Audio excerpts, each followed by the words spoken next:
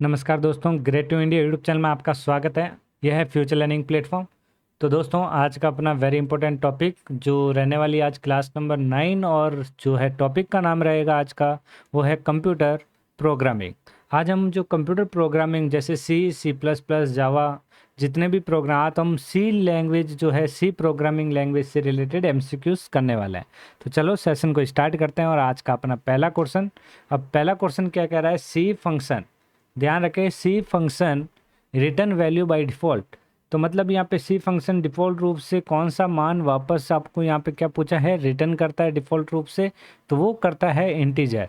कौन सा इंटीजर? जो सी फंक्शन डिफ़ॉल्ट रूप से इंटीजर मान को क्या करता है, ये वापस रिटर्न करता है। नेक्स्ट क्वेश्चन की बात करें, सेकेंड क्वेश्चन। और सेकेंड क्वेश्चन क्या पूछा है कि which is name memory location assign a value by the program. तो यहाँ कह रहा है एक नेम जो मेमोरी है, लोकेशन कौन सी है जिसमें प्रोग्राम द्वारा वैल्यू को असाइन किया जाता है। किसके द्वारा? यहाँ पे प्रोग्राम द्वारा जो असाइन किया जाता है वो होता है वेरिएबल। क्या होता है? वेरिएबल होता है। तो यहाँ पे ध्यान रखें, सही ऑप्शन क्या रहेगा यहाँ पे?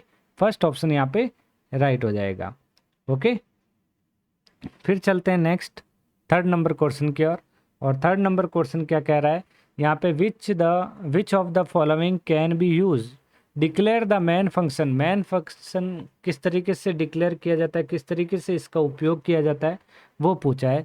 तो हम वो करते हैं वॉइड के माध्यम से, वॉइड मैन और फिर इसमें ब्रैकेट्स रो ब्रैकेट बंद।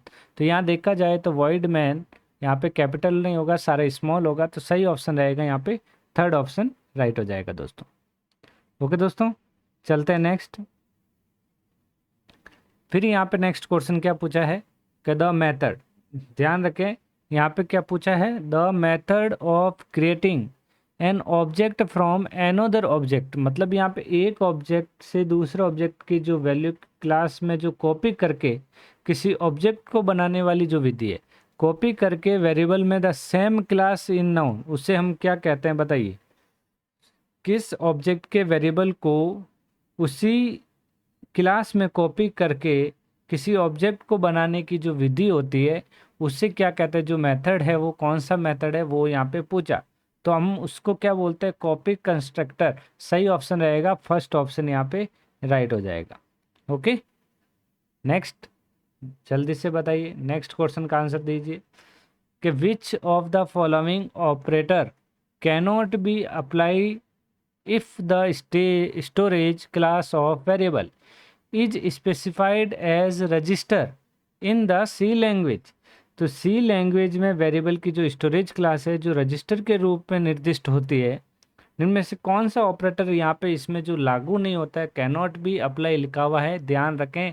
कैनॉट बी यहाँ पे जो लागू नहीं होता है तो वो होता है यहाँ पे एंड, जो होता है ये अप्लाई नहीं होता है। ओके, तो सही ऑप्शन यहाँ पे क्या हो गया? थर्ड ऑप्शन यहाँ पे राइट हो गया।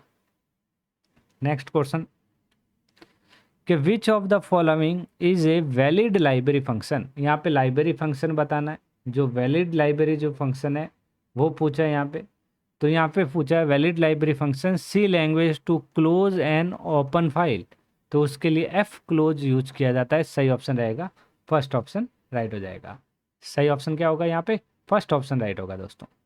Next question, an expression in involving byte integer and literal number is promoted to which of this. यहाँ पे बताइए, वेरी इंपॉर्टेंट है। तो यहाँ पे आपको literal number promoted to which of this, तो ये जो होता है वो कौन सा होता है यहाँ पे? इंटीजर। कौन सा होता है? इंटीजर। कौन सा एक्सप्रेशन यहाँ पे? इंटीजर आपको ध्यान रखना है। सही ऑप्शन इसका क्या होगा? इंटीजर होगा। Self content sequence of the instruction that perform a given computational task is called.